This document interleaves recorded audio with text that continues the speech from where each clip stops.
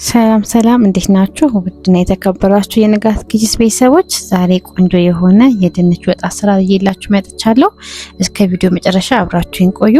ቪዲዮውን ከመጀመራችሁ በፊት ላይክ ያደረጋችሁ ሀሳብ አስተያየት ካላችሁ ደግሞ በኮሜንት ሴክሽን አሳውቁኝ። አሁን ወደ አሰራሩ እንገባለን። በመጀመሪያ ደቀቅ ያለ ሽንኩርት አዘጋጅቻለሁ ከትፌ እሱን ብረት ድስት ላይ ያርግና ጥደዋለሁኝ። የተወሰነ ውሃ ጨምሬ እንደዚሁም ጥቂት ጨው ጨምርበትና እንዲበስል አድርገዋለሁኝ። ጨው ቶሎ እንዲበስል ሽንኩርታችን ያደርግልናል ማለት ነው።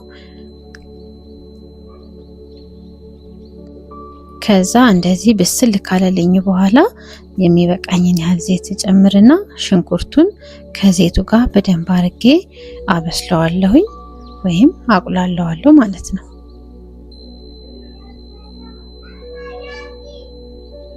ልክ እንደዚህ ቆንጆ ሆኖ ከተጠበሰልኝ በኋላ የሚያስፈልገኝን በርበሬ እጨምራለሁኝ።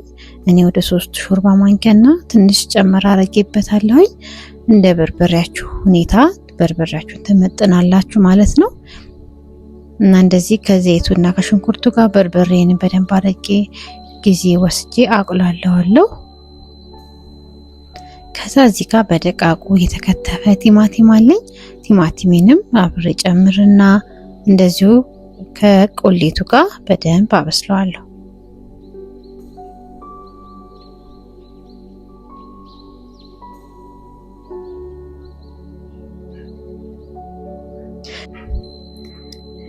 እሺ እዚህ ጋር ደግሞ በደንብ ቁሌቴ ከተቆላላለኝ በኋላ የተወሰነ ነጭ ሽንኩርት የተፈጫለኝ እሱን ጨምርበትና ዝግ ባለ እሳት ለተወሰነ ደቂቃዎች ጠብሰዋለሁኝ። ቁሌታችን በደንብ ሲጠበስ ድንች ወጣችን ይጣፍጥልናል። ስለዚህ ይሄ እስኪጠበስልኝ ደግሞ በመቀጠል ድንቼን እከትፋለሁ ማለት ነው።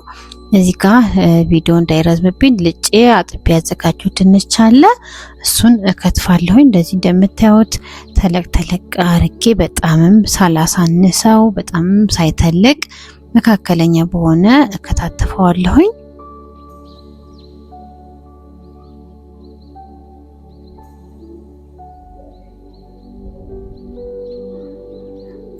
እና እዚህ ጋር ላሳያችሁ የፈለኩት ነገር ቢኖር ምንድነው መገረዝ እናቶቻችን ድሮ ድንች ሲሰሩ እንደዚህ እየገረዙ ይሰሩታል ማለት ነው። ይሄ ምንድነው የሚጠቅመው ድንቻችን እንዳይቦካ ያረግልናል ማለት ነው።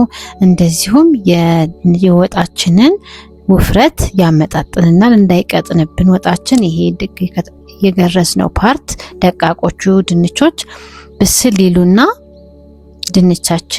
ድንች ወጣችን ወፍራም ይሆንልናል ማለት ነው። እና ሁሌ እንደዚህ ድንች ሲሰሩ እንደዚህ እየገረዛችሁ ስሩ ማለት ነው። እንደዚህ በደቃቁ የገረዝኩትን ጨምረውና ከቁሌቱ ጋር መጀመሪያ በደንብ አርጌ አበስለዋለሁኝ።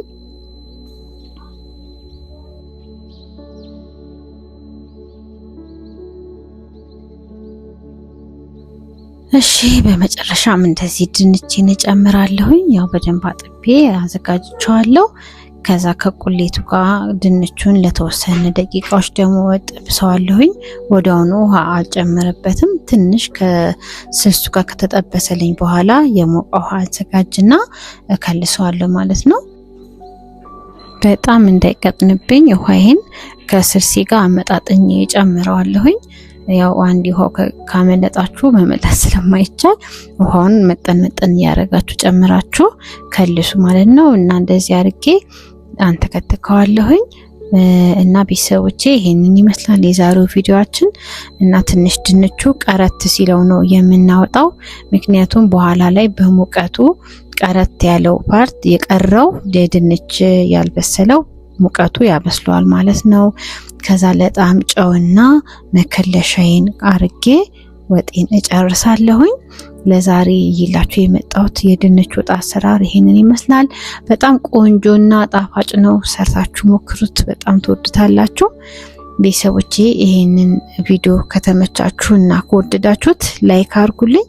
ሀሳብ አስተያየት ካላችሁ ደግሞ ማንኛውንም ነገር በኮሜንት ሴክሽን አሳውቁኝ። ቪዲዮ ደግሞ ሌሎች እንዲደርስ ሼር ማድረጋችሁ እንዳይረሳ። ቤተሰቦቼ በቀጣይ በአዳዲስ ምግብ አማራጮችና ይዘቶች እመጣለሁኝ እና እንድሰራላችሁ የምትፈልጉት የምግብ አይነቶች ካሉ እንድትነግሩኝ ደስ ይለኛል። እኔም ደግሞ በምችለውና በማውቀው ልክ ለእናንተ ለማሳየት እሞክራለሁኝ። ለዛሬው ግን እዚህ ላይ ጨርሻለሁ። መልካም ሳምንት ይሁንላችሁ።